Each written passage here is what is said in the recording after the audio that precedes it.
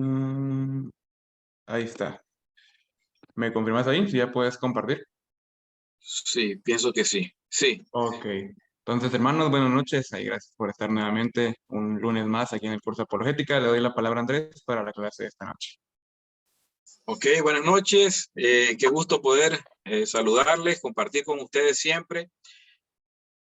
Me gustaría escuchar unos 2 o 3 que puedan compartir acerca de cómo les ha ido con las tareas, si han sentido difícil o no, o cómo les ha parecido. Ya ahorita, hoy es la 4ª clase y prácticamente pues ya estamos a mitad del curso y me gustaría saber cómo le está yendo con ese tema de las tareas.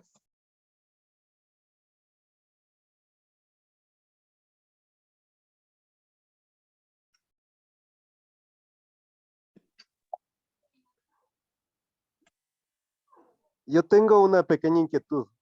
Dígame. Había resuelto la primera semana el capítulo 1 de el libro, el texto que mandaron. Y también, claro, aparte estaba el concepto de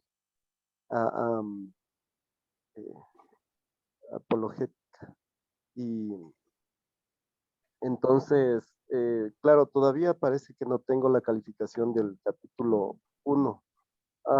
Luego mandaron el capítulo 3 y ese todavía aún no le resuelvo, pero esta semana me parece que había eh, tiempo hasta el 8, hasta pasado mañana para resolver el capítulo 1 recién. Ok.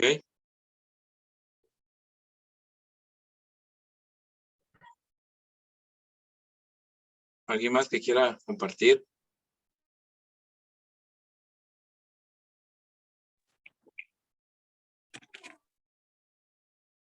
Carlos dice, yo he tenido problemas para subir las tareas en la computadora. Sería bueno que puedan preguntar ahí en el chat, no tengan pena, porque esa es la idea, ¿no? Probablemente algunos incluso quizás no han llevado cursos así, puede ser nuevo quizás en esto, pero Pablo, pienso yo, puede ayudarles, ¿verdad? En esa parte. Ahora, ¿cuál es la idea del curso? La idea del curso no es que alguien repruebe, esa no es la idea. La idea es aprender, ¿ok? Entonces, no es el plan de que dejen o se desanimen. Por eso preguntaba, porque puede que alguno en algún momento se pueda desanimar, pero no es la idea. La idea es más bien ver de qué manera se le puede ayudar. Entonces, sería bueno que puedan preguntar en el chat, porque puede que otros tengan alguna duda o a lo mejor tienen la misma duda o tienen el mismo inconveniente y se pueda ayudar ahí a resolver. Entonces,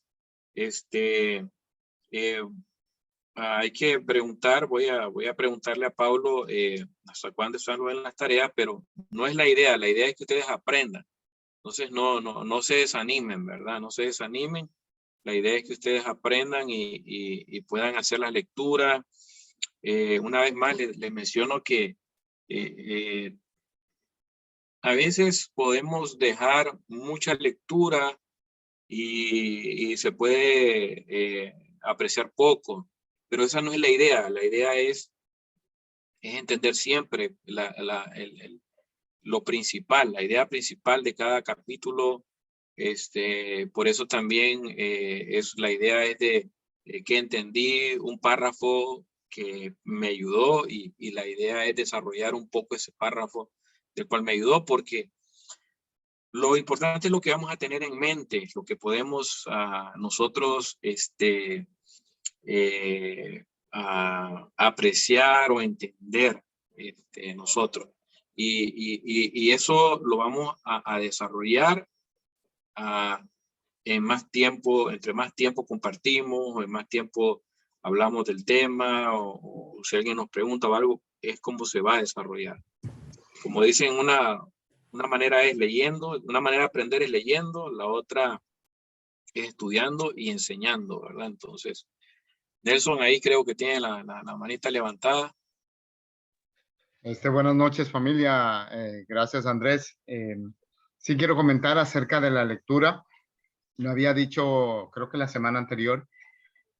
Nos lleva a prepararnos, a crecer espiritualmente, a crecer en investigar. La verdad ha sido retante, pero del tema positivo. Me ha gustado mucho porque he tenido que recurrir a, por ejemplo, a diccionarios, a ver qué significa tal palabra, qué significa tal movimiento. Uno de los que me moví ahí era algo que decía fideísmo, y yo decía fideísmo, fideo, y uno analiza otras cosas y de repente comienzas a investigar y te das cuenta qué significa ser fideísta y cuál es el pensamiento de ellos. La verdad es algo increíble, ha sido súper especial poder ir aprendiendo y buscando y razonando. Sí, sé que no es fácil porque no estamos acostumbrados a este tipo de, tal vez en mi caso personal, no quiero hablar por todos, a ese tipo de filosofía, de ética, de lógica. Y la verdad, me ayudó también poder pasar un tiempo con un hermano de acá de Panamá, un amigo que quiero mucho, y estuvimos conversando también de la clase. Eso también nos anima, nos ayuda. Nos preguntábamos qué Tengo que entendiste, ver la qué grabación podemos antes. Sí. hacer y eso, ¿no? Entonces fue especial. Gracias, la verdad, estamos aprendiendo mucho y me siento muy animado. Ay, qué bueno, qué bueno. Muchas gracias ahí por compartir eso. Es animante, de veras.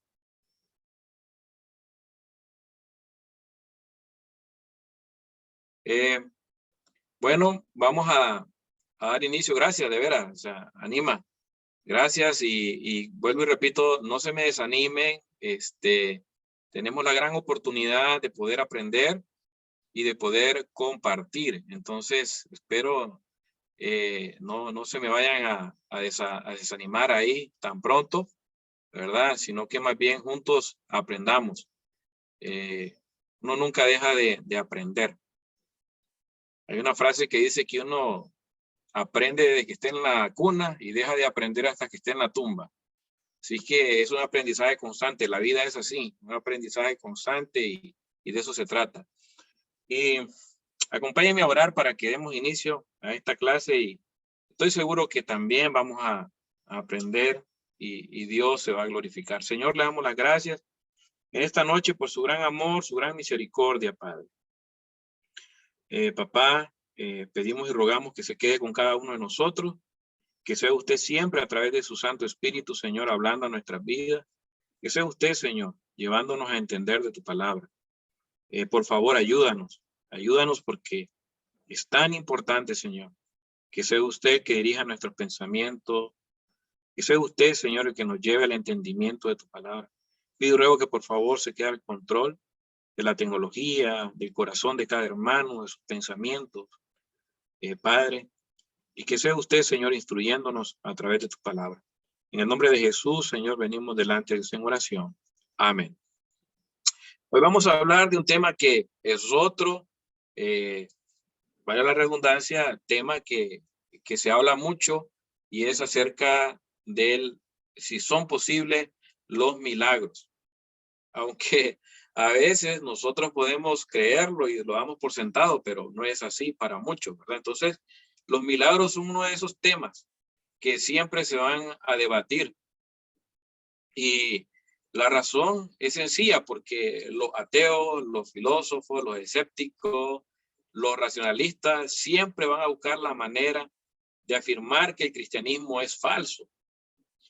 Y si ellos demuestran de que los milagros no son posibles, se daría por sentado que Dios no existe. Entonces, ¿son posibles los milagros?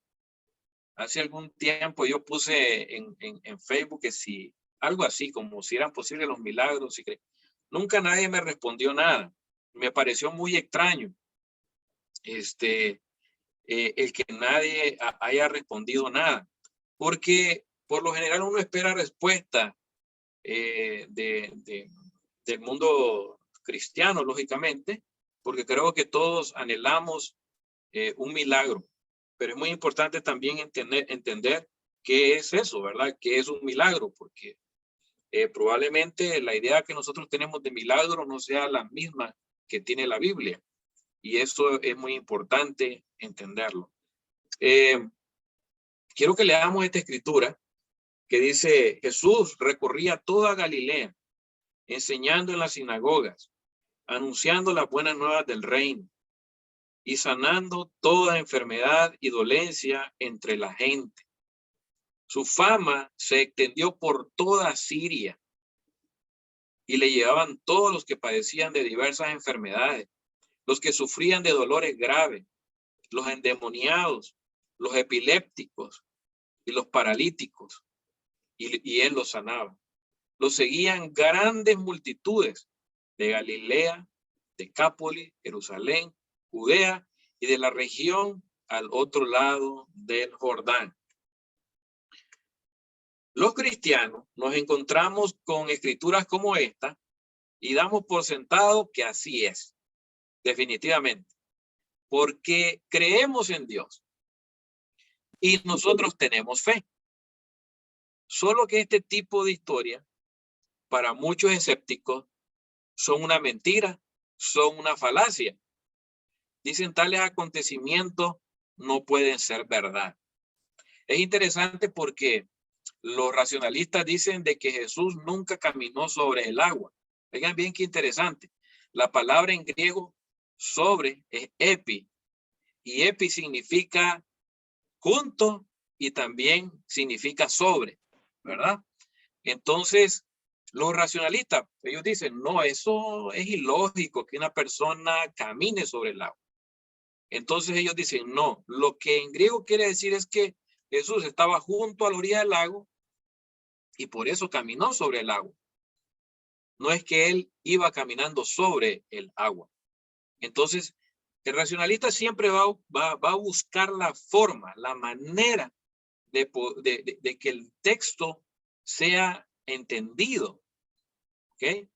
Y no todo aquello que para ellos ya es un poco complicado, ellos van a tratar, van a buscar la forma de decir, de desacreditar y decir, no, eso no es posible, ¿ok? Y es por eso el tema de hoy, que si los milagros son posibles o realmente es una falacia, es una mentira. Y algo muy importante en estos versículos que estamos leyendo, dice en el 25, lo seguían grandes multitudes. Por favor, eso de lo seguían grandes multitudes es muy importante para nosotros. Subráyalo y cada vez que lo encuentres, hazlo, subráyalo. Y más adelante vamos a ver esto. Más adelante vamos a ver esto de grandes multitudes. Es muy importante para nosotros, para lo que nosotros defendemos. Es de mucha importancia. Entonces, la Biblia está bordada con milagros. Vean este comentario de Norman Geisler. Dice, la Biblia está bordada con milagros, desde la creación a la segunda venida, desde el nacimiento virginal a la resurrección. Los hechos milagrosos llenan las páginas de las Escrituras. Para el creyente son la maravillosa confirmación del poder y el mensaje de Dios. Sin embargo, para el que no cree, son piedra de tropiezo, prueba de que después de todo, la religión es solo cuento de hadas. Esta verdad no se puede ignorar. En la fe del creyente leemos que la tierra estaba desordenada y estaba vacía. Era oscuridad total. No había forma de nada aún, pero Dios, por medio de su palabra, fue ordenando todo. Desde la creación se puede percibir el poder de Dios y cómo Él puede obrar de una manera poderosa y singular, única. Y así sucesivamente en el transcurso de la historia humana, vemos que la intervención de Dios, vemos la intervención de Dios una y otra vez. el nacimiento virginal, la resurrección, que ha sido otro tema de debate. Si resucitó Jesús, si se robaron el cuerpo, los apóstoles, siempre están aquellos que se oponen a la verdad. Aquellos que por una u otra razón han sufrido en la vida o están heridos con Dios, están dolidos con Dios y van a buscar la forma, van a buscar la manera de desacreditar el evangelio o las escrituras o el cristianismo. Entonces, para nosotros es la confirmación del poder y el mensaje de Dios.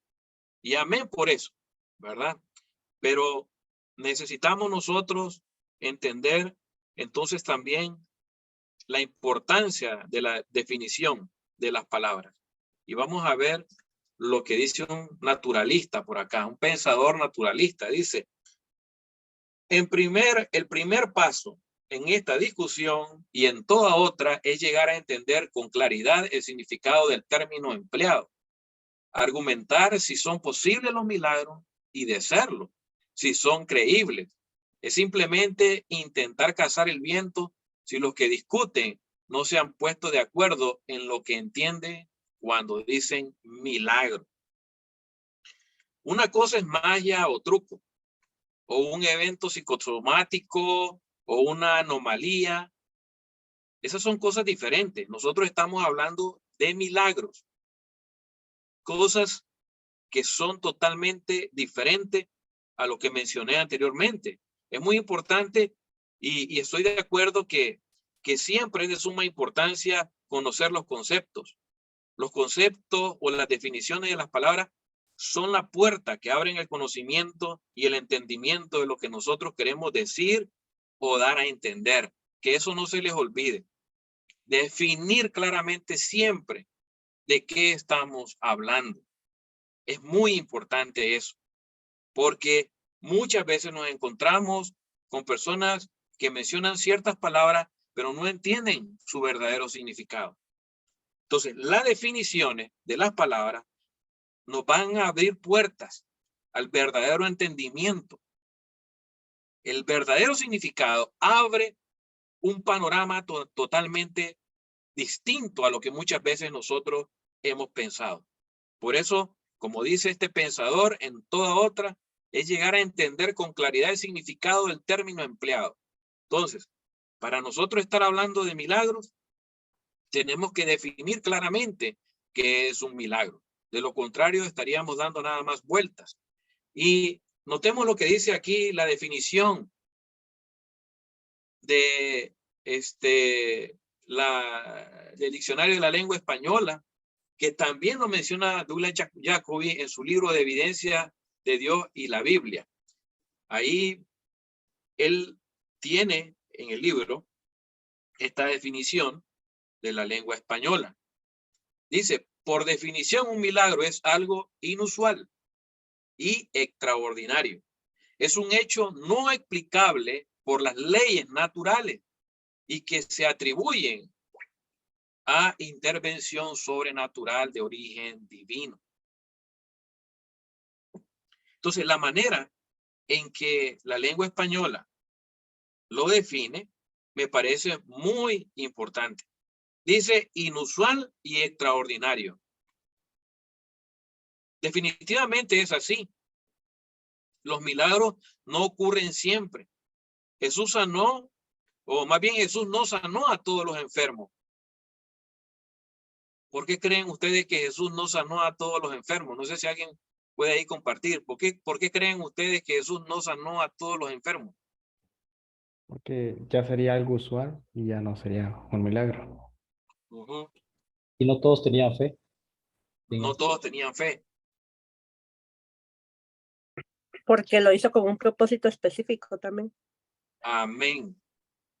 Porque lo hizo con un propósito. Porque lo hizo con un propósito. Es muy importante eso. Las dos cosas, las tres cosas que se mencionaron son muy importantes. Pero es bien interesante que Jesús o el plan de Jesús ni el plan de Dios ha sido sanar a todos los enfermos. Nunca ha sido su plan y lo podemos ver desde el inicio de la historia. Él lo hace cuando él ve un propósito. Y eso lo vamos a ver más adelante, pero no, Jesús no vino aquí a sanar a todas las personas, ni Dios va a sanar a todas las personas.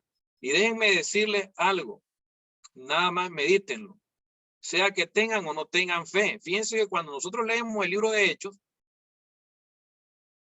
no recuerdo exactamente este hombre que fue picado por una serpiente. Pablo ora y lo sana, pero ellos no creían en Dios. Cuando Dios se va a mostrar, se muestra, crean o no crean, tengan fe o no tengan fe. Es importante tener fe. Y parece contradictorio, pero no lo es. Es importante, porque sin fe es imposible agradar a Dios. Pero Dios sana a este hombre, ¿por qué? Porque tiene un propósito, tiene un plan. Aunque ellos no creían, aunque ellos no adoraban a Dios, cuando Pablo viene en la embarcación y encallan en la isla de Malta y están todos ahí reunidos, había un enfermo, a Pablo lo picó una serpiente y todo lo demás. En esa historia fascinante, ¿por qué? Ahí vemos que Dios siempre hace las cosas con un propósito. Eso es muy importante entenderlo también. Entonces, ese no fue el plan. Entonces, es una buena e increíble pregunta esa siempre. ¿Por qué Jesús no sanó a todos? Entonces, debemos entender que el plan de Jesús no era venir y sanar. El plan de Jesús era venir y llevar a las personas al arrepentimiento. Pero cuando él encontró un momento, él dijo, voy a sanar a alguien. Es un propósito, un tema interesante. Entonces, pero él hizo milagros siempre cuando él pensó que era necesario. Por otro lado, es extraordinario, porque no es algo común. ¿Ok? No es algo que suele pasar solo con un deseo personal. Y ahora lo vamos a ver más adelante. No se trata de mí, no se trata de nosotros, se trata de Dios. Es una intervención divina. Esto lo podemos observar en una definición, en la definición que da aquí Norman Geisler. Dice lo siguiente, un milagro es la divina intervención o interrupción del curso regular del mundo, lo cual produce un hecho inusual, pero intencionado. ¿Ves? Que de otro modo no ocurriría. Con esta definición, entonces, se entienden las leyes naturales como la forma normal y regular en que el mundo opera. El milagro ocurre como un inusual, esporádico y específico acto de Dios que trasciende el universo. Eso me gusta. Geisler habla de un hecho inusual, pero intencionado. Los milagros realizados se dieron por una razón importante, y era demostrar que el mensajero venía de parte de Dios. Pero tanto Douglas, en la definición que usa de la lengua española, como Geisler, mencionan dos palabras que son de importancia, y las palabras son inusual e intervención. Inusual e intervención. Intervenir no es lo mismo que violar las leyes de la física, como se lo mencionaba yo en la clase anterior. Una cosa es intervenir, otra cosa es violar. Entonces, no es lo mismo. Lo mismo sucede con Dios. Él no viola. En ningún momento él viola las leyes. Él puede intervenir en el momento que él así lo desea con su creación. Yo les ponía el ejemplo de que todo lo que sube tiene que caer. Yo tiro algo, tú tiras algo, lo atrapas en el aire, eso es intervenir. Yo no estoy violando la ley de que todo lo que sube tiene que caer. Lo único que yo hice fue intervenir, atrapé el objeto antes que cayera. Ahora, pensemos en algo muy importante. ¿Quién creó las leyes? Las creó Dios. Él está sobre ellas, ya que no vive en nuestro tiempo y espacio. Fíjense que esto es muy importante. Y esto lo he venido aprendiendo con los años. Nosotros leemos a Dios como que si Dios fuera humano. Cuando vamos nosotros a la Biblia y leemos a Dios, nosotros muchas veces en nuestros pensamientos, en nuestras ideas preconcebidas, leemos la Biblia como que si Dios fuera humano, como que si Dios viviera en nuestro tiempo, como que si Dios viviera en nuestro espacio. Pues hoy quiero comentarle y que no es así. No es así. Dios no vive en nuestro tiempo, Dios no vive en nuestro espacio. Por eso para Él, un día son como 1000 años y 1000 años como un día. El tiempo en Él no existe. Entonces, esto es muy importante que nosotros lo sepamos. ¿Por qué? Porque queremos encasillar a Dios, queremos meter a Dios en un mundo en el cual Él sí vino. ¿Ok? Se mostró, se sigue mostrando, pero no pertenece a este tiempo ni al espacio. Lo que sí Él hizo fue entrar a nuestra historia, ¿saben? Esto es muy importante. A diferencia de los dioses con D pequeña, ¿verdad? Que se mencionan, el único Dios que ha entrado en tiempo y espacio, aunque Él no vive en este tiempo ni pertenece a este espacio, ha sido Dios. Por eso se conoce como el Dios de la historia, porque Él vino, ok, se hizo hombre, entró a nuestro espacio y vivió entre nosotros, caminó con nosotros y habita con nosotros a través de su Espíritu Santo. Entonces, a diferencia de los demás dioses que se hablan, el único que ha logrado hacer eso es nuestro Dios, y es por eso que nosotros debemos estar tan seguros, tan tranquilos, porque no hay evidencia de que eso lo haya hecho alguien más. Él se hizo parte de la historia y estando en ella jamás rompió las leyes. Es más, jamás cometió pecado alguno. Jesús era Dios, ¿ok? Vivió entre nosotros, jamás rompió las leyes y jamás cometió pecado alguno. Que eso no se nos olvide. Y que no se olvide que no es lo mismo intervenir que violar. Son dos cosas totalmente diferentes. Eso es un milagro. Una divina, entonces, intervención o una intervención sobrenatural del curso regular de las cosas. Oigan bien, una divina intervención o una intervención sobrenatural del curso regular. Eso es un milagro. Un milagro no es algo común. No es un asunto psicosomático.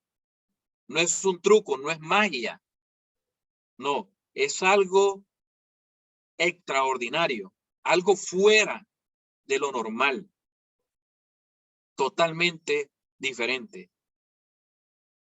Imagínense, una persona muere y Jesús lo hace regresar a la vida. Eso es algo extraordinario. Eso es algo que no sucede de manera natural. No sucede dándole una pastilla, no sucede poniéndole una inyección. No.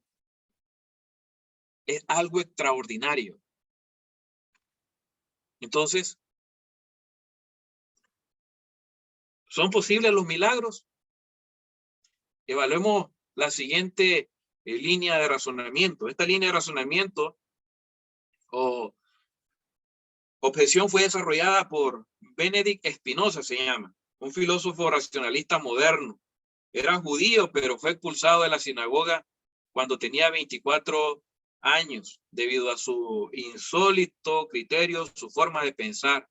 Él habla en contra de los milagros. Y Douglas, en su libro de Evidencias Convincentes de Dios y la Biblia, lo condensa de la siguiente manera, así como está ahí.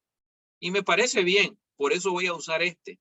Aunque ustedes van a encontrar con Geisler que lo aborda de una manera diferente. Él aborda 4 puntos. Acá vamos a ver 3 puntos que Douglas usa en su libro. Y entonces aquí leemos. los milagros violan las leyes de la naturaleza. Las leyes de la naturaleza no pueden ser quebradas. En el caso de Geisler, menciona son inmutables. Por eso lo puse ahí entre paréntesis, pero Douglas usa las leyes de la naturaleza no pueden ser quebradas. Entonces unimos o son inmutables. Por lo tanto, los milagros son imposibles. Ok. Los milagros violan las leyes de la naturaleza. La primera suposición, dice Douglas, es cierta si definimos un milagro como un acto que quiebra las leyes de la naturaleza, la acelera o de alguna u otra manera viola el orden científico. La pregunta es, ¿cómo lo sabe Spinoza? ¿Cómo él puede decir que los milagros violan la ley de la naturaleza? Ahora, la tercera suposición surge lógicamente de las primeras dos. El argumento parece válido, pero no hemos demostrado que la segunda suposición es cierta. O sea, ¿cómo podemos también, o cómo él puede decir que las leyes de la naturaleza no pueden ser quebradas o son inmutables? En realidad él no puede hacerlo. ¿Cómo él podría o cómo uno podría sustentar tal premisa? Ahora leamos el siguiente comentario de Geisler, que es muy importante, pues lo que es inmutable no puede ser transgredido. Es lógico eso, ni dejado de lado. Pero ¿son inmutables las leyes naturales? Esa es la pregunta. ¿O son inquebrantables? Y define Spinoza correctamente el milagro. Eso es muy importante. Parece que él mismo hubiera cortado el naipe, pues edifica su premisa sobre su propio punto de vista de que nada existe más allá del universo y que Dios es el universo. Vean qué importante es. De manera que definió natural como fija e inmutable. Es imposible que ocurran milagros. Basó su criterio a partir de la física de Newton, que era el último grito de la moda en su época. Entonces, anteriormente hablamos de que todo lo que sube tiene que caer, pero esta es en su propia definición. En primer lugar, Dios no es naturaleza. Oigan bien, Dios no es naturaleza. La naturaleza es creación y Dios no existe, como les decía yo, en nuestro tiempo y espacio. Pero ¿qué pasa? Ellos ven como si Dios fuera parte de la naturaleza o el universo mismo, cosa que no es así. Por eso siempre hubo un problema con el gnosticismo. No sé si yo lo mencioné anteriormente, pero ¿qué pasaba con los gnósticos? Los gnósticos decían, ok, el cuerpo, lo físico, es la cárcel del alma. Por eso Dios no puede tener relación con el ser humano. Eso eran sus pensamientos, pero no es así. ¿Ok? Dios se relaciona con el ser humano a pesar de que Él no es naturaleza. Él se relaciona con nosotros. Entonces, muy importante preguntar también si son inmutables las leyes naturales. Uno, que Dios no es naturaleza. Dios no es naturaleza. No. Dios no es naturaleza. Eso tenemos que entenderlo. Y que Dios es el universo. No. Dios no es eso. Él creó el universo. Él creó la naturaleza. Él está encima de todo. Y muy importante la pregunta que él hace. ¿Son inmutables las leyes naturales? Esa es una buena pregunta. El pensamiento que va en contra de la existencia de Dios, recuerden, es más filosófico. Y es por eso que debemos de analizar los argumentos. Y él dice, parece que él mismo hubiera cortado el naipe, pues edifica su premisa sobre su propio punto de vista de que nada existe más allá del universo. ¿Cómo podría él argumentar que no existe nada más allá del universo? ¿En qué puede basar él su argumento de que no hay nada más allá del universo de lo que nosotros podemos ver y observar?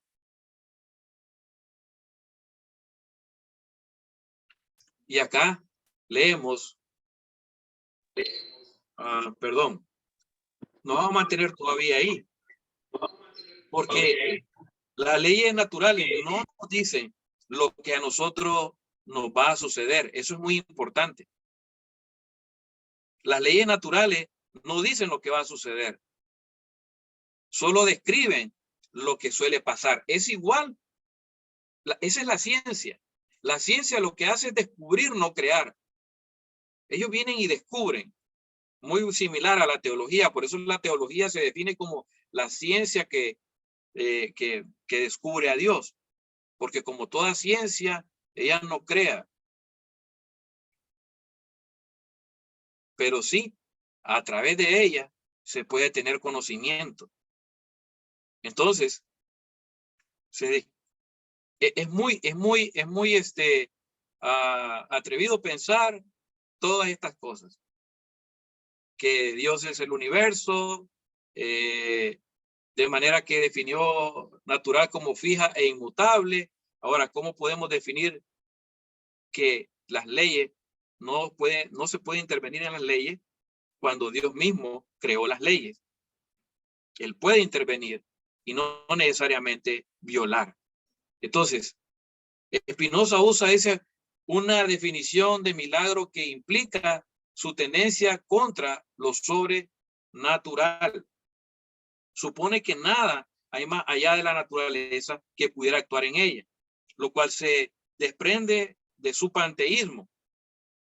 Ahora, si Dios es universo y es naturaleza, entonces todo es Dios también. Nos vamos a volver también panteístas, porque el panteísmo es eso. Es todo es Dios. Y no es así. Continuamos ahí, leyendo. Lo cual se desprende de su panteísmo, en que se enmarca a Dios a los límites de la naturaleza o se le considera no existente. El milagro no puede ser visto más que como una violación del orden natural. La base del asunto es que si Dios existe, los milagros son posibles. Ahora, solo Dios es divino. La naturaleza es sagrada, pero no divina. No se puede enmarcar a Dios en los límites de la naturaleza. La naturaleza es sagrada porque es parte de la creación de Dios, pero no es divina. No se puede decir que es igual a Dios. Y si nosotros decimos que es igual a Dios, entonces nos volvemos, ¿qué? Panteístas. Así que Dios no podría realizar cualquier milagro sin romper las leyes naturales. Por definición filosófica, no podemos dar por sentado que Dios no puede intervenir o que esté rompiendo una regla. Dios existe y si Dios existe, los milagros son posibles. Simple y sencillamente como eso, y es con lo cual ellos se enfrentan y con lo cual siempre van a tener un problema. Hay 3 eventos en los cuales Dios se ha mostrado en la historia y son interesantes que uno lo puede resumir de esta manera. Está la recepción de la Torá por los hebreos hace más de 3000 años.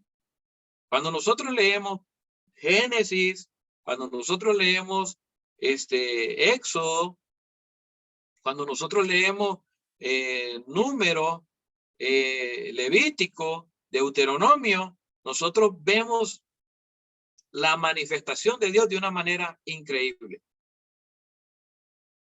Imagínense el pueblo de Dios saliendo, bueno, hablemos de Abraham.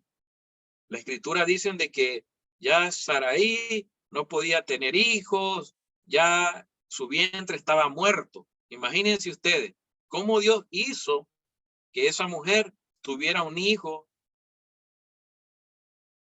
¿Cómo es posible eso? Ya con alguien que tiene su vientre muerto. Ahora, Después de eso vemos el Éxodo. Vemos cómo Dios a través del Éxodo se muestra de una manera increíble. Vemos las plagas. Todo fue para mostrar que había un Dios todopoderoso. Después seguimos leyendo Números. Increíble. Todo lo que pasó en estos libros. Un día no tenían qué comer. Empiezan a hablar mal de Dios y de Moisés. Y Dios les manda codornices. Hace que del cielo caiga maná. Un día tienen sed. Empiezan a renegar. Y empiezan a decir cosas contra Dios. Porque tienen sed. Y entonces de una roca sale agua.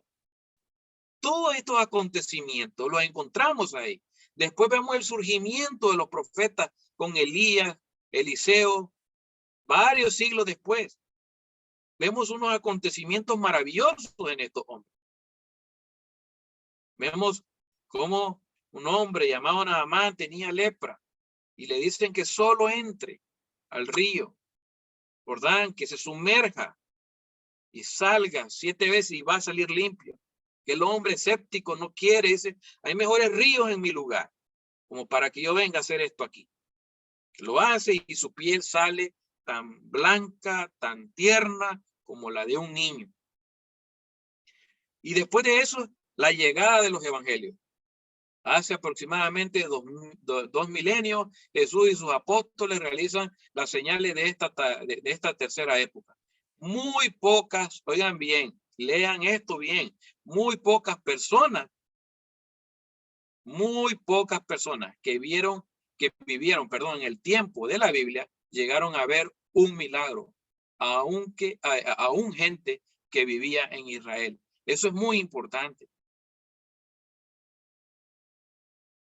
Muy pocas personas tuvieron ese privilegio porque no era el plan de Jesús. No era el plan de él. Pero cuando él encontró la oportunidad, lo hizo. Lo hizo. Y de esta manera, él se mostró al pueblo para que las personas se dieran cuenta quién era él. Cuál era su esencia, su identidad, quién era él. Pero no todas las personas pudieron lograr tener esta bendición, esta dicha de recibir un milagro, aunque había muchos. ¿Cuántos leprosos habían en la época de Jesús? Muchísimos leprosos, pero no sanó a todos los leprosos. ¿Cuántos ciegos habían en la época de Jesús? Muchísimos ciegos, pero no tuvo acceso a todos. Él hizo lo que hizo cuando él vio la oportunidad de poder sanar y de poder hacer milagros, de manera que las personas se dieran cuenta que él era el Mesías. Tristemente sabemos toda la historia. Todos conocemos la historia. Todos sabemos de que no todos creyeron, aun cuando él hacía cosas como esta. Señales, milagros o prodigios. Son diferentes formas en las cuales se mencionan los milagros. Señales, prodigios, milagros. Creo que son 3 o 4 palabras que se usan por ahí para una definición de milagro. O cuando se quiere hablar acerca de un milagro. Entonces, eso es muy importante, tener en tiempo estas 3 épocas, ¿verdad? Y pensar siempre en todos aquellos acontecimientos que fueron de gran relevancia, de gran importancia. Dios se mostró y se ha mostrado de una manera maravillosa.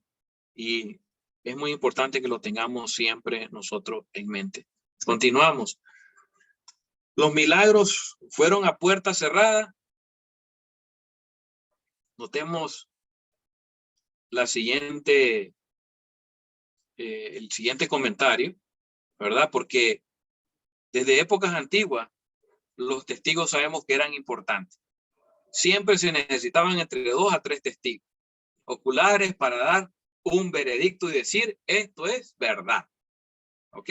Entonces, es muy importante tener en cuenta si los milagros fueron a puerta cerrada. Y eso tiene que ver mucho con el acontecimiento de la resurrección de Jesucristo.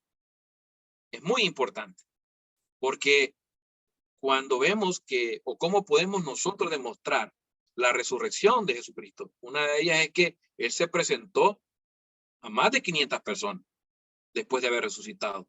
No se le presentó a una, se le presentó a más de 500 personas. Y al mismo tiempo. O sea, es maravilloso eso. Entonces, es muy importante. Los testigos son muy importantes en cada historia que se cuenta. Y entonces,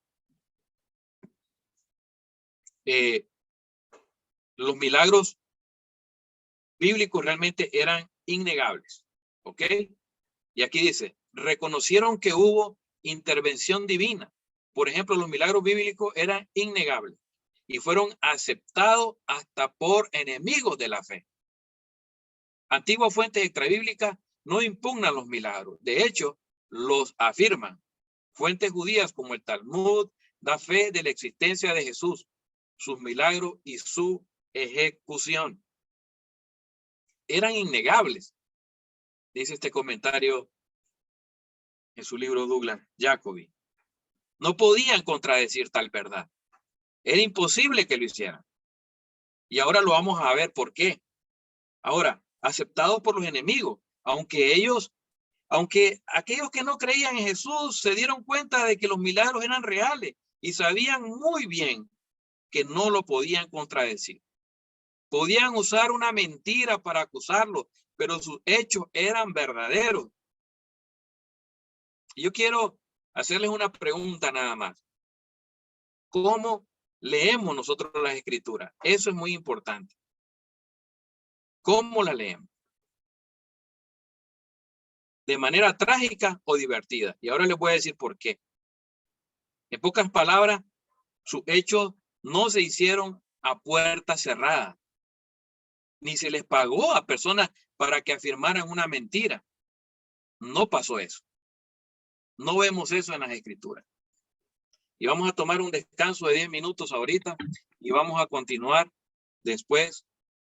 Vamos a ver algunas escrituras donde podemos ver la importancia de los testigos, la importancia, ¿verdad?, de lo que ha quedado escrito y de cómo nosotros podemos, con las escrituras,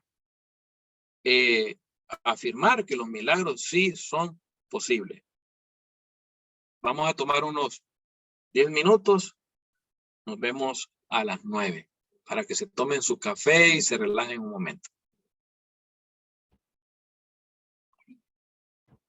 Bien. Gracias. Entonces,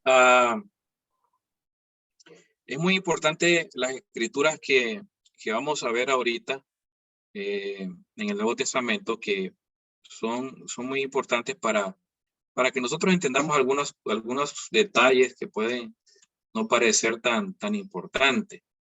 Déjenme un momentito que no me está pasando la presentación. Voy a dejar acá y voy a dar compartir de nuevo. A ver.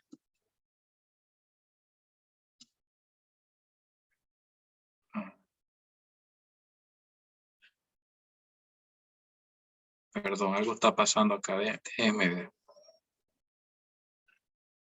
Muy bien.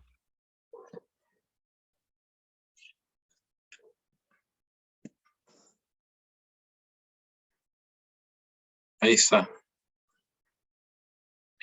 Vamos a ver. Sí. Recuerden que vamos a ver si los milagros fueron a puerta cerrada. Eso es muy importante. Y vamos a leer esa escritura. En Mateo 8, del 1 al 4, dice así. Cuando Jesús bajó de la ladera de la montaña, lo siguieron grandes multitudes. Un hombre que tenía lepra se le acercó y se arrodilló delante de él. Señor, si quieres puedes limpiarme, le dijo. Jesús extendió la mano y tocó al hombre. Si quiero, le dijo, queda limpio. Y al instante quedó sano de la lepra. Mira, no se lo diga a nadie, le dijo Jesús. Solo ve, preséntate al sacerdote y lleva la ofrenda que ordenó Moisés para que sirva de testimonio. Jesús, como hemos leído en la Biblia, hizo muchos milagros. Por ejemplo, el de Lázaro.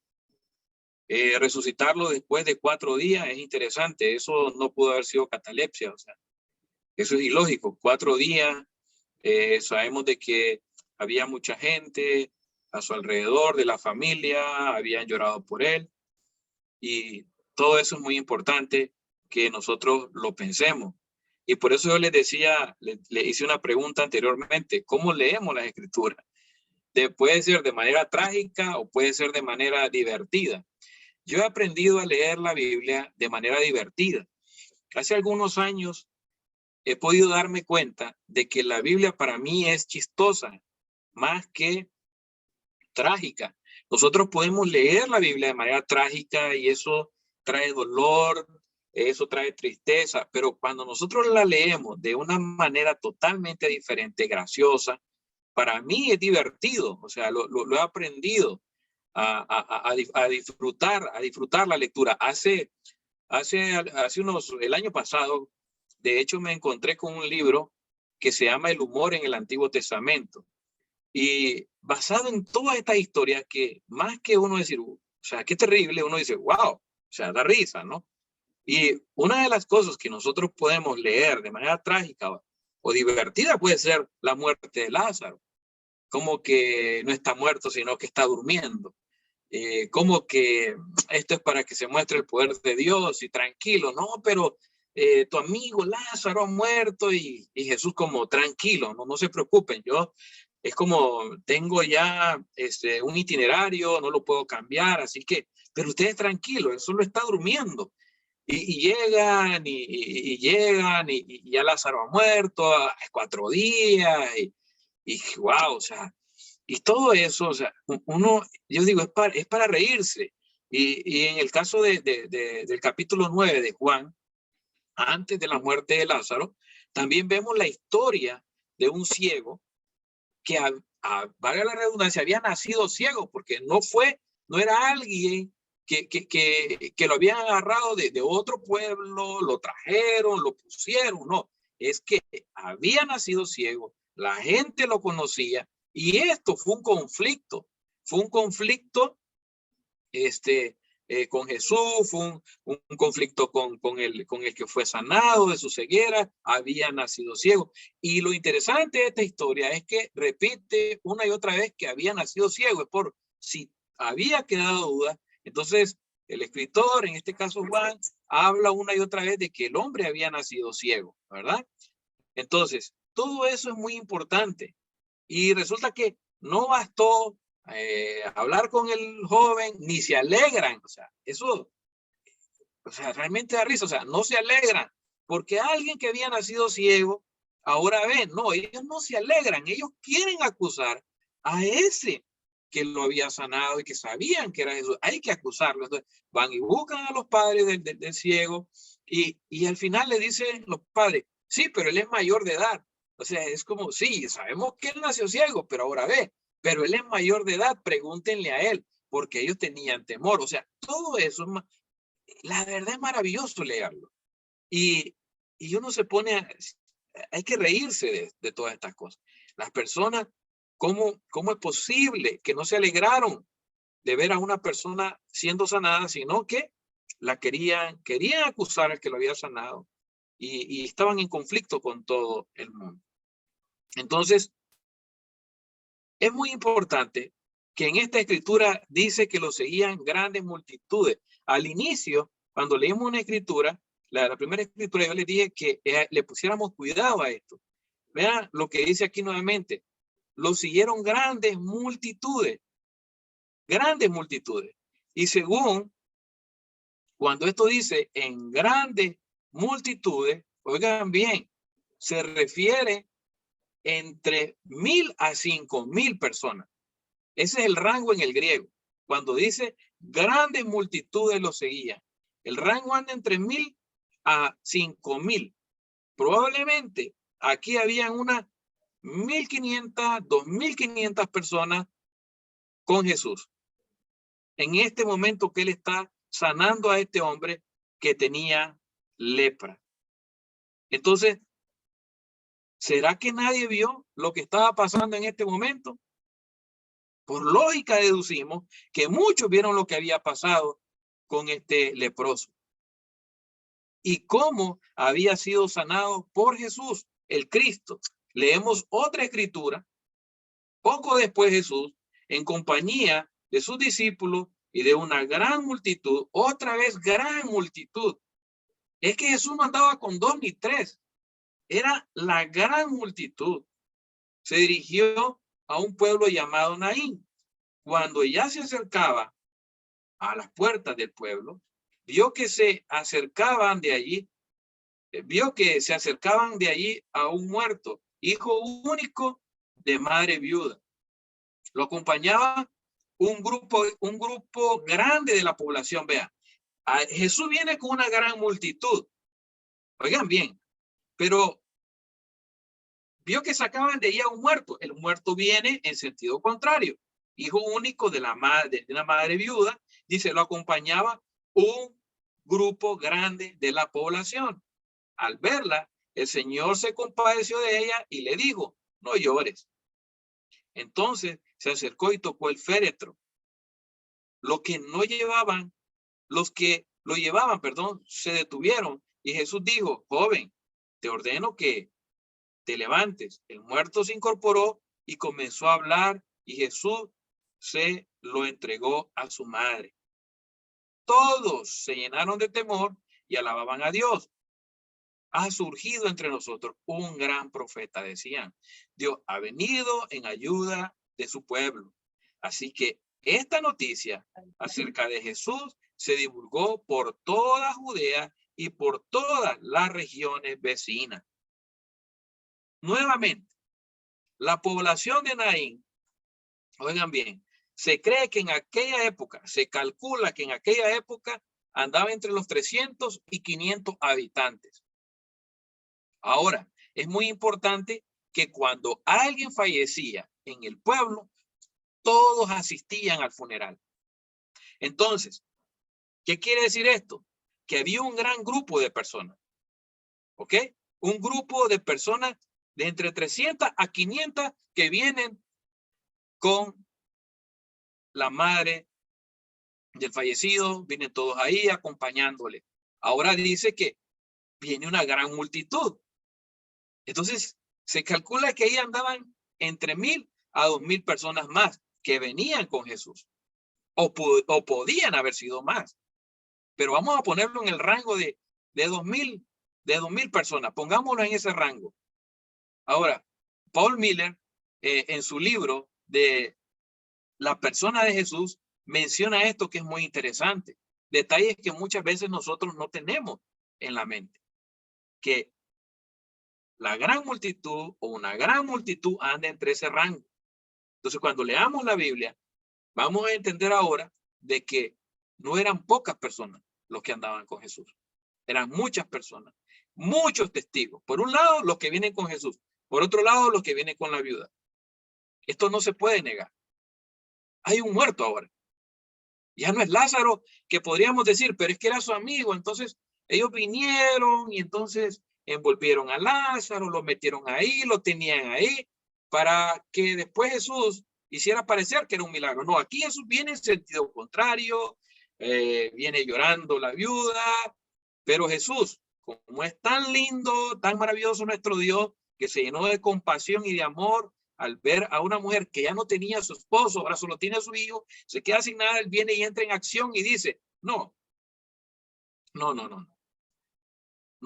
ya está sufriendo demasiado la madre probablemente, y entonces por eso resucita Jesús, y toda esa gente que estaba ahí vio el milagro. Nada planeado. Nada planeado. ¿Qué se podría esperar de ese Dios encarnado? Ay, eso es lindo. No menos que compasión. Imagínense que ni siquiera tocó al muerto. No, tocó el féretro. Le habla al joven, asunto arreglado. Qué increíble haber estado ahí. ¿Y qué dice? todos sintieron temor y alababan a Dios. Eso es importante. Qué bueno que los milagros, y era el plan, llevaran a las personas a alabar a Dios. Es lo que se espera de cada uno de nosotros. Estos milagros fueron vistos por muchas personas. Esto no era magia, esto no era truco, y ellos se dieron cuenta de eso. La reacción demuestra que el milagro fue real. Ese acontecimiento llevó a tener temor y alabar a Dios.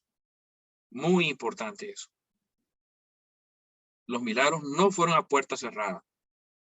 Los milagros fueron delante de muchas personas, delante de muchos testigos que no podían decir que era falso. No podían decir eso. Como le mencioné la historia en Juan capítulo 9, una persona que había nacido ciega, ya era mayor de edad. Ahora ve. No podían decir, no, eso es una mentira, no, eso no es así. Por eso los fariseos, los judíos andaban preocupados, lógicamente, porque perdían gente. Y Jesús ganaba fama, Jesús crecía. Era normal, eso iba a pasar. Ahora, características de los milagros. Los milagros tienen un carácter inusual. Ahí lo van a ver ustedes en el libro también de Norman Geisler. Yo voy a hablar de esto un poco ahí. Los milagros tienen una dimensión moral, los milagros tienen una dimensión doctrinal, los milagros tienen una dimensión teológica. Entonces, el primero, los milagros tienen un carácter inusual. Entonces, es un evento fuera de lo común, en contraste con el modelo normal de los acontecimientos en el mundo natural. Como milagro, trae atención por su singularidad. Claro que iba a llamar la atención Jesús con lo que hacía, o los profetas con lo que hacían. Imagínense una salsa ardiendo que no se consume. El fuego del cielo, una persona caminando sobre el agua. Son eventos, no son eventos normales. Por lo tanto, atraen el interés de las personas que los están observando. Dios tiene que mostrarse de manera que se pueda conocer Él, que Él es superior a las cosas. Esto normalmente hará pensar al hombre de lo natural a lo extraordinario. Uno dice, wow, la verdad, esto no es algo natural. Esto es algo que no puede suceder así por así. Entonces, como milagro, lógicamente, va a atraer la atención. Y eso es lo que pasó siempre con los milagros. Segundo, los milagros tienen una dimensión moral. Ellos traen gloria a Dios por medio de la manifestación de su carácter moral. Los milagros son actos visibles que reflejan la naturaleza invisible de Dios. Entonces, ningún verdadero milagro es malo. Por eso se habla de que los milagros tienen una dimensión moral, porque no es malo. Porque Dios es bueno. Sabemos de que Dios no creó el bien. El bien es una extensión de Dios, de la naturaleza de Dios, de la divinidad de Dios. Es parte de Dios. Y entonces, por consiguiente, Él sabe hacer cosas buenas. Por eso también los milagros tienen una dimensión moral. Por naturaleza, los milagros apuntan a producir o promover el bien. Esa es la idea de los milagros. Eso es muy importante. Todos pedimos a Dios por milagros. ¿Quién teniendo a su papá o a su mamá con cáncer no le gustaría que fuera sanado? Los milagros siempre han sido buenos de parte de Dios. Es impresionante cómo los judíos, los fariseos se molestaban porque Jesús un sábado sanaba. No se alegraban porque Él estaba haciendo lo bueno, sino que se molestaban porque un milagro sucedía en sábado. Es irónico eso. Los milagros siempre han sido buenos de parte de Dios, traen gozo, traen paz. y sobre todo traen adoración a Dios. Yo siempre me pregunto, ¿cómo harán estas personas cuando tienen dificultades? ¿A quién recurren? Nosotros recurrimos a Dios y oramos a Dios. Quiero comentarles brevemente que hace unos años atrás, un familiar, una prima mía, le detectaron cáncer en Estados Unidos. Su esposo es americano y ya tiene años de vivir allá. Y le detectaron cáncer en el seno. Y en los senos. Y resulta que fueron a todos los médicos, no hallaban qué hacer, estaban desesperados. Cuando a mí me contaron eso, yo me reí porque resulta que el esposo, que es ateo, llamó a mi tía y le dijo, no sé qué hacer. Me siento desesperado, pero quiero pedirle algo. Órenle a ese Dios que ustedes dicen creer para ver si la sana. Oigan bien, órenle a ese Dios que ustedes dicen creer. Para no cansarle la historia, acá se pusieron en oración. Imagínense, ahorita, yo siempre he dicho que la oración de una madre es muy diferente a la oración de cualquier otra persona que no es tan cercana a la persona, lógicamente. Pero darme a entender, la oración mía hacia mi hijo va a ser única. La oración de mi esposa hacia mi hijo va a ser única. Ustedes pueden orar, pero nunca va a ser igual. ¿Por qué? Porque el corazón de una madre es increíble, o el de un padre, ¿verdad? Ese sentimiento profundo. Aquí se empezó a orar, mi tía empezó a orar a ese Dios que ella cree, y resulta que mi prima se sanó. No tiene cáncer, ha vivido sin cáncer. ¿Cómo? Yo no le puedo decir porque en el sentido de la medicina, yo siempre creo en Dios, en el poder de Dios. No puedo decir, no, es que los médicos se habían equivocado. No, yo creo en el poder de Dios. Solo sé que Dios hace cosas increíbles y que Dios escucha cuando lo buscamos de manera sincera. Resulta que mi prima, hasta el día de hoy, estoy hablando hace unos 20 años atrás, libre de cáncer. Qué maravilloso. Eso trae gloria a Dios. Mi tía vive agradecida, mi prima, de hecho, discípula hoy día, cuando llegamos acá, yo le evangelicé, hoy es increíble, hoy cree en Dios de una manera increíble, me sorprende la manera en que ella ve a Dios. Entonces, esa es la idea, que los milagros tienen una dimensión moral. El plan de Dios es, lo hago para demostrar quién soy yo. ¿Ok? Lo hago por eso. Yo soy bueno, mi naturaleza es buena y me agrada, me fascina que los demás experimenten gozo, alegría, paz en sus corazones. Eso es el Dios que nosotros seguimos. Ese Dios que hace milagros increíbles. Pero bueno, continuamos. Los milagros tienen una dimensión doctrinal. Vean qué interesante. Los milagros en la Biblia están relacionados directa o indirectamente con la afirmación de la verdad. ¿Ok? Eso es muy importante. Hay maneras de distinguir un verdadero profeta de un falso profeta. Si lo que el profeta proclame en nombre del Señor no se cumple y se realiza, será señal de que su mensaje no proviene del Señor. Ese profeta habrá hablado con presunción, no le temas. Deuteronomio 18:22. Eso es muy importante. Entonces, ellos confirman la verdad de Dios a través del siervo de Dios. El mensaje y el milagro van de la mano. Las dos cosas iban de la mano. Dios se mostraba. Dios hacía apologética y siempre ha hecho apologética de sí mismo.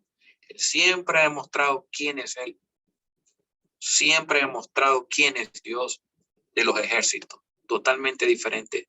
Y de esta manera se da a conocer quién es un verdadero profeta o quién actúa de parte de Dios, de la creación. Sabemos que la verdad es de suma importancia. No todos queremos la verdad. Y la verdad se mostraba a través de los milagros. Por ejemplo, cuando Elías se enfrentó con los Baales, estos hicieron de todo, pero su Dios no pudo ayudarle. En cambio, Elías oró y el poder de Dios se manifestó. Esto es increíble, la verdad. Continuamos con los milagros, tienen una dimensión teológica. A diferencia de la magia, los milagros nunca se realizan para entretener. Eso es muy importante. A diferencia, oigan bien, de la magia, los milagros nunca se realizan para entretener. Es totalmente diferente. Entonces, leamos lo que dice Mateo 12:39. Jesús le contestó: esta generación malvada y adúltera pide una señal milagrosa, pero no se le dará más señal que la del profeta Jonás. Había momentos donde Jesús decía: no va a pasar así. ¿Sabe por qué? Porque yo no vengo aquí a entretener a nadie. Herodes también quería ver eso. ¿Alguien puede leer Lucas 23:8? Lucas 23:8.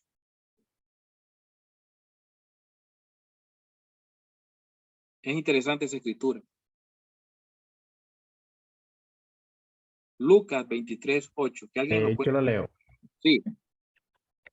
Al ver a Jesús, Herodes se alegró en gran manera, pues hacía mucho tiempo que lo quería ver, por lo que había oído hablar de él, y esperaba ver alguna señal que él hiciera.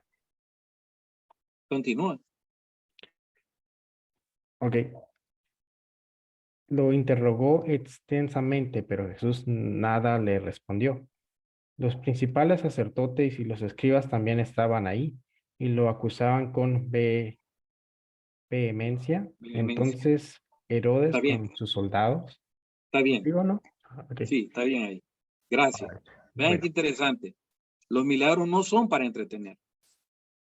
Es triste lo que hoy nosotros podemos ver en nuestro tiempo, como muchos pueden usar o decir hacer milagros para entretener a la gente. Hace algún tiempo acá andaban anunciando, acá todavía es chistoso, ¿no? En este pueblo todavía anuncian las actividades y anda un vehículo por todo el pueblo anunciando lo que va a haber. Una de ellas era: ven y recibe tu milagro. Ven y recibe tu milagro. O sea, yo me ponía a pensar, ¿cómo engañan a la gente? Ven y recibe tu milagro. ¿Cuándo Jesús hizo eso? ¿Cuándo Jesús participó de eso? Jesús se encontró con un endemoniado y se encontró y él vio la oportunidad de sanarlo y lo hizo. Pero Jesús no andaba ahí divulgando. Es más, él sanaba y decía, pero no se lo digas a nadie. La gente era la que iba y hablaba, pero él decía, no se lo digas a nadie. Ese no era el plan de él. Entonces, no es para entretener. Los milagros no se hacían para entretener. Los milagros de la Biblia fueron hechos en públicos por hombres de conocida integridad. Nunca pidieron dinero, así como los obradores de milagros modernos comunes están haciendo, la verdad. Nunca pidieron dinero. Pedro le dice al que estaba ahí en la entrada del templo: no tengo oro ni plata, pero lo que tengo te doy, en el nombre de Jesús, levántate. Ellos no andaban pidiendo, ellos no andaban promoviendo. No, ese no era el plan, eso nunca fue el plan. El plan nunca fue emocionar a nadie, sino reforzar verdades espirituales cruciales. Era importante que los demás dijeran: wow, este es un profeta de Dios, este viene de parte de Dios y Dios está con él. Y concluimos. Eso lo menciona Douglas en ese libro. Dice: si el Dios Todopoderoso, creador de los cielos y la tierra, visitó nuestro mundo en Cristo, esperaríamos algunos eventos inusuales. Si no se hubiera reportado nada fuera de lo ordinario, eso hubiese sido causa para el escepticismo. Y eso es una realidad. Eso es una realidad. ¿Saben? Los milagros siempre se dieron para demostrar que el Dios que seguía el pueblo de Israel era el verdadero. No probaría Dios su deidad en parte al demostrar su poder sobre el mundo natural y sus leyes. Los milagros son consistentes con la acción y la comunicación de Dios en Cristo. No hay duda de eso. No hay duda. ¿Por qué? Porque se puede demostrar a través de la historia de que los milagros que sucedieron en vida de Jesús fueron reales por medio de él. Así que hemos concluido con el tema de los milagros, tema también que ahí lo van a escuchar de repente, van a escuchar hablar del tema, que todo eso es una falacia, que todo es una mentira. Para concluir ahí, tal vez 2 o 3 que comenten qué les ha parecido hoy el tema.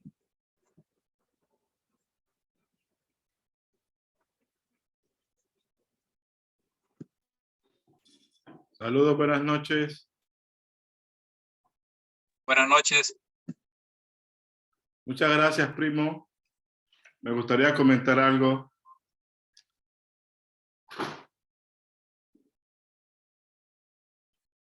Sí, vamos. Gracias. Bueno, no, agradecerte, inicialmente agradecerte mucho por dejarnos conocer y la verdad es que es muy bueno estos temas. Hoy realmente, como pues yo creo que es de entender en muchas áreas, en muchos lugares, muchas veces se pone en duda, ¿no?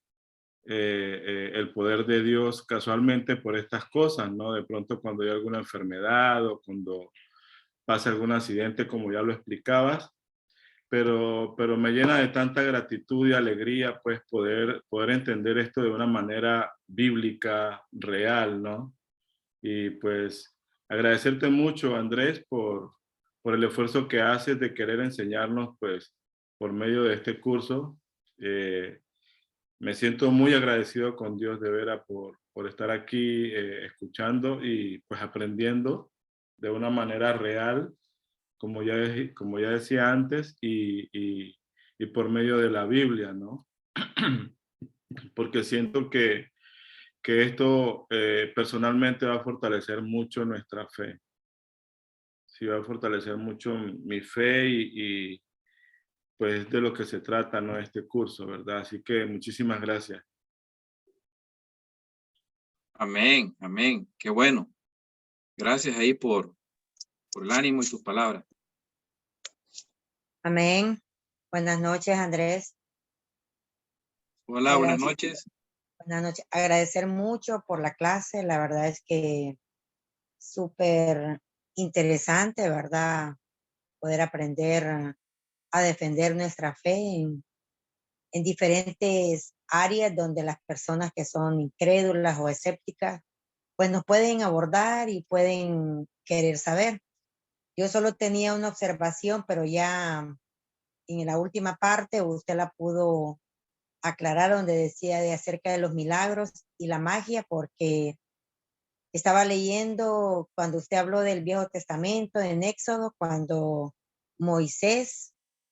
Dios le dijo a Moisés, si el faraón te pide milagro, haz esto, tira el bastón, y que Aarón tire el bastón y se convierta en una serpiente. Y en varias ocasiones los magos y los sabios del faraón hicieron lo mismo. Entonces, el milagro es algo extraordinario, ¿verdad? Pero puede venir también no de Dios, ¿verdad? También vemos en el Nuevo Testamento que acusaban a Jesús, ¿verdad? De que expulsa demonios porque su padre es Belzebú, ¿verdad? Entonces, en el nombre, expulsa a los demonios en el nombre de su padre, ¿verdad? También vemos en Hechos la muchacha aquella que tenía el espíritu de adivinación y le hacía ganar mucho dinero a sus amos, y que Pablo, que los anduvo siguiendo y le dijo en nombre de Jesús, expulsó ese espíritu. Los otros de Ezeba, que decía que andaban y diciendo en el nombre de Jesús, quien Pablo predica. Entonces, en este tiempo, Andrés, podemos nosotros también ver igual que hay personas que pueden decir que hacen milagros o cosas extraordinarias, pero pueden no venir de Dios, ¿verdad? Cómo de repente nosotros podemos diferenciar, porque hay personas que se ponen a escudriñar la Biblia. Por ejemplo, un amigo de mi esposo está estudiando la Biblia y le manda una escritura y le dice, ¿me puede explicar usted por qué en Josué 10, Josué oró y le dijo al sol y a la luna que se pararan? Pero si el sol y la luna no se mueven, sino que la tierra es la que se mueve, porque él oró para que el sol y la luna se detuvieran. Entonces, a veces hay personas, ¿verdad?, que le hacen preguntas, entonces que de repente uno necesita aprender, pues, y a veces entre uno más aprende, más se da cuenta que menos sabe, que necesita aprender más. Entonces, solamente esa duda es la que yo tengo, Andrés, y la verdad que a mí me encanta mucho estudiar y tomar estos cursos, porque el propósito principal, pues, es ayudar a otras personas a que alcancen la salvación, que conozcan de Dios, ¿verdad? Pero siempre vamos a encontrar personas difíciles que de repente de la misma Biblia vienen y quieren hacerte ver como ahí hay algo en la Biblia que se contradice, o la Biblia no es realmente tan que se pueda creer, ¿verdad? Entonces, esa era mi participación, Andrés, muchas gracias. De nada, más bien gracias ahí. Lo que estamos mencionando es de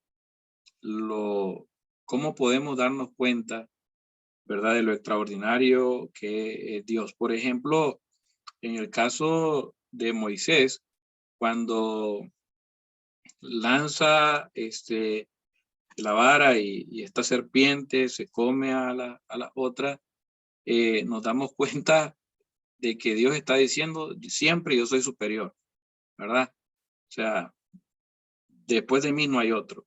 Y son pasajes que no hay respuesta clara, se conocen como pasajes muy oscuros, ¿verdad? Difícil a veces de entender, pero si podemos ver, después de esto no pasó a más. O sea, no se entiende muy bien esa parte, porque hay una palabra que se usa también como trucos, ¿ok?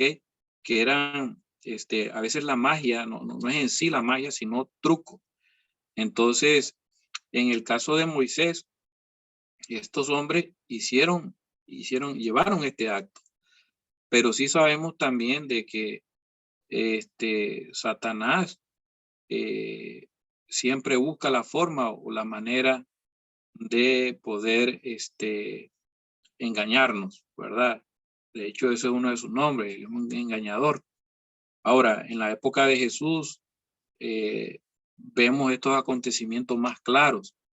Jesús se encontró con endemoniados, el caso de Pablo se encontró con estos espíritus que dice de adivinación, pero al final, ¿qué pasó en el caso de Pablo? Pablo viene, ¿verdad?, y quita ese espíritu de adivinación, cosa que trae problemas, ¿verdad?, con los que usaban a esta muchacha para eso. Entonces, siempre vemos que Dios supera todo. Pero sí, hoy día, yo diría, ¿verdad?, que es lo que siempre se menciona, hay que tener mucho cuidado, porque no todo es como se puede ver. Voy a dar una breve historia. Hace algunos años, una muchacha escuchaba voces y a esta muchacha la habían llevado donde diferentes pastores, oraban por ella. Es real, de primera mano. O sea, me comentó una profesora en el seminario y resulta que ella escuchaba su nombre, creo que era Lucía, algo así, y le decían Lucía, Lucía, y la pobre vivía aturdida todo el día y toda la noche. No dormía, se puso muy delgada, sufría, y resulta que la llevaron a muchos pastores, oraban, ayunaban, y ellos decían que era un demonio porque como le mencionaban su nombre y todo lo demás. Y resulta que la llevaron a la profesora que es psicóloga y le dijeron, mire, ya no hayamos qué hacer, y nos dijeron que la trajéramos de una psicóloga. Y nosotros creemos que es un espíritu de demonio, pero hemos orado, hemos ayunado y no hemos podido hacer nada. Entonces, ella lo que le dijo fue, ok, yo la voy a tratar, pero necesito que hagan algo. Primero llévenla al médico, háganle exámenes, háganle tomografía. Entonces se fueron, la mamá dijo, sí, pero es que ella escucha voces, hagan lo que le estoy pidiendo. Se fueron al médico, le hicieron tomografía y resulta que le salió un tumor en el cerebro. Entonces el tumor venía apretando el cerebro, lo venía apretando. Entonces, al apretarle el cerebro, es lo que provocaba que ella escuchara voces, no dormía, todas las noches las pasaba en vela. Entonces, aquello que parecía que era un demonio porque siempre le hablaba, ella no podía estar tranquila porque escuchaba que la llamaban, ella volvía a ver, entonces decía, no, está endemoniada, es un hechizo. Entonces, todo tiene que ser bien entendido, bien estudiado. No podemos tomar decisiones a la ligera. Al final era un tumor que tenía, la muchacha fue intervenida, desaparecieron las voces y todo lo demás. En el caso de Jesús y los apóstoles, recordemos que ellos tenían esa capacidad. Jesús conocía, no necesitaba, según la Escritura, de que nadie le dijera cómo eran las personas. Ellos identificaban claramente, ¿verdad? Ellos se enfrentaron. Jesús se enfrentó con Satanás allá en el desierto, después de salir. O sea,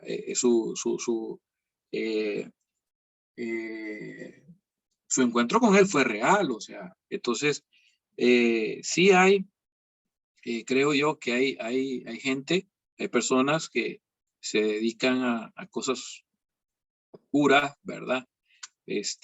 Pero hay que tener mucho cuidado, ¿verdad? Con este tema, ¿verdad?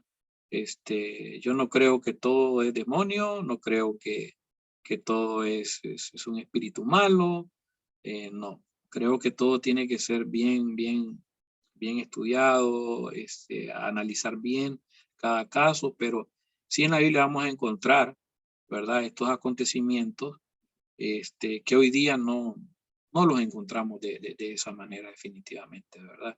Y creo que lógicamente fue para demostrar quién era Jesús, ¿verdad? Y en la Biblia encontramos cosas como estas que realmente nos hacen pensar siempre que el poder de Dios es siempre superior a cualquier otro poder que pueda existir en nuestros tiempos, ¿verdad? Andrés, ¿qué tal? ¿Cómo estás? Hola. Mira, pues muchas gracias por la enseñanza. Yo creo que increíble que podamos tener estos recursos en la iglesia para defender nuestra fe, para poder argumentar esos episodios en la Biblia que a nosotros como discípulos nos impactan, pero que lo podemos también utilizar para poder llegar a otras personas y explicarlos, no con la fantasía, como bien lo decías, que hoy en día se puede dar en tantas campañas de que recoge tu milagro, bien por tu milagro, tantas cosas que escuchamos, sino que sean muy verídicas. En mi caso, yo quería compartir algo acá en Guate, creo que lo conoce, que yo en el 2018 tendría que haber muerto. Me dieron una sobredosis de morfina y de un día a estar en el hospital pasé casi 7 días. Y yo me había ido de la iglesia casi un año. Me había apartado de la fe. Y eso, la verdad que yo lo sentí como que había sido que realmente fue un milagro, porque Dios utilizó a mi esposa para llegar justo en el preciso momento donde yo perdí el conocimiento, me puse azul, paré en el intensivo y el resultado es que hoy estoy acá y me ha servido para poder compartir la fe con otras personas. Y hoy con todo lo que estabas explicando, me doy cuenta de que sí hubo un propósito, que sí hubo un objetivo, que fue no solo rescatar mi vida, restaurar mucho la relación con mi esposa, ¿verdad? Y poder tener un argumento de fe, decir, mira, los milagros sí existen, porque Dios me dio la oportunidad de poderlo contar el día de hoy, ¿verdad?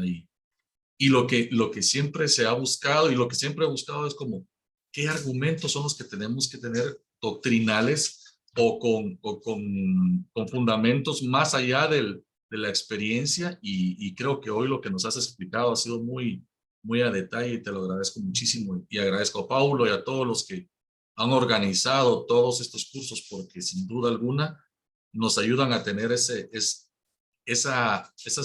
recursos para poder defender la fe y poderla presentar de una buena forma, no importando quién sea el que esté enfrente de nosotros, sino que tener la solvencia y la capacidad de estudiar la Biblia, de estudiarla con estas herramientas, con todos estos recursos, y tener maestros como ustedes que nos enseñan y nos dirigen por el buen camino. Así que muchas gracias, Andrés, por todo lo que nos has enseñado en esta noche. No, muchas gracias. Más bien, gracias ahí por tu testimonio. La verdad que sí, siempre tenemos que ver que los milagros se dan con un propósito. Eso es muy importante. Por ejemplo, el endemoniado gadareno, recuerdan que Jesús se encuentra, después lo encuentran en sano juicio, y él le dice, quiero seguirte, y él le dice, no, vete y proclama. Y él se va, dice a Decápolis, que Decápolis significa 10 ciudades, y se cree fielmente que este hombre fue a evangelizar esas 10 ciudades, ¿verdad? Después de que Jesús lo sana. Es muy interesante que hay una diferencia entre el endemoniado gadareno y la mujer samaritana. Cuando él llega a hablar con la mujer samaritana va y busca a la gente de su pueblo, le cuenta lo que Jesús le ha dicho, ¿verdad? Y la gente viene donde Jesús y le piden a Jesús que se quede. Allá con el endemoniado gadareno, más bien a Jesús lo corren. Es interesante. Y aquí más bien le piden que se quede, ¿verdad? Entonces, siempre hay un propósito de lo que Jesús hace, de los milagros, de cómo se dan, de cómo es manifestado. Siempre ha sido con un propósito, y eso es muy importante que lo tomemos en cuenta, el por qué Dios hace lo que hace con cada uno de nosotros. Buenas noches, Andrés. Buenas noches. Buenas noches. Pues yo primero darle gracias a Dios y agradecerle por esta excelente clase, ¿verdad? Que nos lleva a cada día a aprender más y más. Yo ahorita que estaba recibiendo esta clase me estaba poniendo a pensar, bueno, en el caso mío, que yo tengo una hija con una enfermedad incurable, ¿verdad? Que los médicos dicen, pero sabemos que Dios tiene la última palabra. Cualquiera puede pensar, ¿verdad? Pero es que lo que estamos aprendiendo, cómo nosotros como cristianos tenemos que ver los milagros que el Señor hace en nuestras vidas. Mucha gente que no conoce puede decir, bueno, si son cristianos tantos años, ¿por qué su hija no se ha curado? Pero ahí es cuando nosotros tenemos que aprender a defender esta fe y a aprender a llevar a la gente a que entiendan cómo Dios hace los milagros en nuestras vidas. Porque muchas veces como seres humanos, nosotros lo que pedimos es, si una enfermedad es la curación de la enfermedad, la sanación, estamos hablando de lo físico. Pero cuando nosotros entendemos lo que es un verdadero milagro en la vida de nosotros, lo que nos va a llevar a importar es la sanación espiritual, esa que nos va a llevar a estar, pues ir a conocer a nuestro Dios, que nuestra meta de todos nosotros tiene que ser el cielo. En el caso, pues agradecer a Dios porque realmente tal vez, o sea, estamos viendo, yo puedo ver o la familia puede ver o mucha gente que mi hija no está siendo curada, pero no miran los milagros que han surgido en nuestros hogares a través de esa enfermedad, ¿verdad? Todo donde hemos llegado por medio de esa enfermedad, donde el Señor realmente ha hecho milagros en nuestros corazones de entender, de aceptar su voluntad. Y el que nosotros aprendamos a aceptar la voluntad de Dios y a entender los propósitos de Dios y los planes de nuestra vida es un gran milagro. Es un milagro para mí porque como humanos y como humanos podemos llegar a eso, decir no, pero si yo soy cristiana, ¿por qué en mi casa no se ha dado un milagro? ¿Será que no estoy siendo buena cristiana? ¿No estoy teniendo una relación verdadera con Dios? Pero ahí es cuando llegamos a entender y aprendemos realmente que Dios no quiere decir que porque no haya sanación en la vida de mi hija, no quiere decir que no me ama, no quiere decir que no está trabajando en mi hogar, no quiere decir que no está trabajando en mi corazón, en la salud de mi hija, porque a raíz de esa enfermedad es muy cara y podemos ver los milagros que Dios ha hecho a través de esa enfermedad y cómo ha abierto muchas puertas de llevarla hasta el extranjero con medicamentos caros que no están en nuestro alcance, imposibles, pero Dios ha dado la oportunidad que se den. Entonces ahí es cuando uno tiene que ir, yo principalmente agradecida con Dios porque me ha hecho ver realmente el verdadero milagro en nuestras vidas, en nuestros hogares, con nuestros hijos. Y agradecerle de verdad, Andrés, porque eso es lo que el Señor quiere, que miremos los milagros más allá. Miremos cómo Él trabaja en nosotros, pues no tiene que ser una sanación física, sino que para mí yo creo que lo más importante como seres humanos cuando estamos en una enfermedad es nuestra sanación espiritual, porque no sabemos si va a haber una cura física, pero tenemos que preparar esa sanación espiritual que es realmente a la que nos va a llevar a la vida eterna. Gracias, amén, Andrés. Gracias de verdad, una excelente clase. Muchas amén, gracias. Quiero agradecer a todos los que se han quedado hasta el momento. La verdad, uno nunca deja de aprender. Muchas gracias por todos los que se han quedado hasta el momento. Y yo quiero decirle algo. ¿Cuál es el nombre suyo? No le escucho. Se me va. Eva, Andrés. Sí, Eva. La mamá de, yo le digo Jorgito y de Elder, ¿no? Y Elder, sí. Ok. Sí. Vea, lo que usted acaba de decir parece un mensaje subjetivo. Ahora le voy a decir por qué. Porque cualquiera podría decir, lo que ella está diciendo es para traer consuelo a sí mismo. Cuando usted dice que la sanación, lo más importante es la sanación espiritual, pareciera un mensaje subjetivo. Pareciera un mensaje del cual usted quisiera apoyarse y decir, no, mi fe es Dios. Pero realmente así es. Realmente así es. Pablo dice que 3 veces le pidió a Dios que le quitara ese aguijón que llevaba clavado en él. Y la respuesta de Dios fue, basta con mi amor. Pablo es increíble porque él pasaba y su sombra sanaba, pero Pablo no se pudo sanar a sí mismo. Entonces, Jesús dice que aprendió la obediencia a través del sufrimiento. Jesús oró al Padre y no fue librado. Vean, nosotros no conocemos los designios de Dios.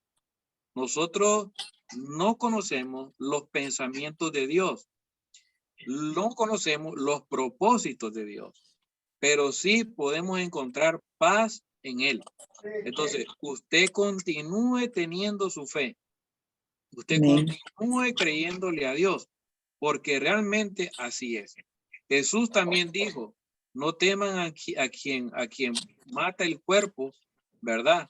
Sino a quien mata el cuerpo y puede echarlo al infierno. A ese sí hay que temerlo. Entonces, la muerte, a ver si me voy a entender ahorita. La muerte no debería de ser algo que al creyente le da miedo, le da temor. No. Pablo decía que el vivir es Cristo y el morir era ganancia. Lo que pasa es que nuestra cultura humana nos lleva a pensar de que es mejor estar vivo que estar muerto, ¿verdad? Pero no, la cultura de Dios, el pensamiento de Dios es mejor que estés conmigo a que estés vivo. A Jesús estaba viendo a las mujeres y le dice, no lloren por mí, lloren por ustedes. O sea, porque ustedes van a quedarse sufriendo. Yo no, yo voy a un mejor lugar. Pero la Biblia nos muestra claramente de que todo es en tiempo y forma y como Dios quiere, no como nosotros queremos. No como nosotros queremos. Entonces, eso es lo más bonito de nuestra fe, que nosotros vamos a confiar en que lo que está pasando a nuestro alrededor es porque Dios así lo quiere. Amén, así es. Es porque a través de eso, Él está trabajando en nuestras vidas. Yo tengo el caso de mi hijo Andy, tengo 3 hijos, el varón perdió el 80% de su vista del ojo derecho y perdió el 20% de la vista del ojo izquierdo. Y para mí ha sido un sufrimiento. He llorado, he sufrido con él, he estado con los médicos, que si le avanza el problema va a tener que necesitar un trasplante de córnea. Yo me he sentido impotente.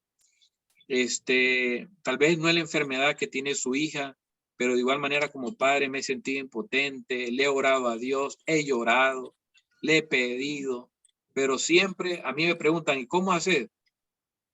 Yo creo que lo que Dios está haciendo es lo mejor que lo que yo crea que pueda suceder. Simple y sencillamente como es. Entonces, yo nunca he renegado contra Dios. Dios me libre de eso. Yo simple y sencillamente le he dicho, ayúdame a soportar. Y si esta carga me la diste a mí y no se la diste a otros, porque yo la puedo soportar. Hay otros que no la pueden soportar. Entonces, Dios tiene sus planes. A Pablo no lo sanó. Y yo siempre he dicho, wow, ni Pablo se pudo sanar a sí mismo. Entonces, y basta con mi amor. Entonces, lo único que yo digo, basta con el amor de Dios que tenemos ya en nuestras vidas. Amén, así es. Así que gracias y que Dios se siga glorificando en la vida de cada uno de nosotros y que nuestra fe nunca desmaye por una enfermedad, no, sigamos orando, sigamos creyendo, y a los que Dios sí, porque hay otros que van a experimentar ese milagro, probablemente en este grupo ya lo han experimentado de una u otra manera. Amén, amén. Amén. Ahora, para concluir, nunca se haga daño pensando lo que le está pasando a mi hija es por mi pecado. Nunca piense así. Vea, en Juan capítulo 9 le preguntan a Jesús, ¿por qué nació ciego? Ok, ¿por el pecado de sus padres o por su propio pecado? Y Jesús dice, ni por el pecado de sus padres, ni por el pecado de él. Es para que el poder de Dios se manifieste. ¿Ok? Entonces, porque muchas personas pueden hacerse daño a sí misma pensando en esto le está pasando porque yo estoy en pecado, porque yo no soy una buena persona. No se trata de eso. No, se trata de la voluntad de Dios, se trata del amor de Dios, se trata de Él, no de nosotros. Entonces, Él va a hacer su obra en el momento que Él crea conveniente, ya sea a través de la medicina o ya sea por algo extraordinario. Eso es lo que podemos ver en la Biblia. Amén. Gracias. Amén. Muchas gracias, Andrés, y a todos. Gracias.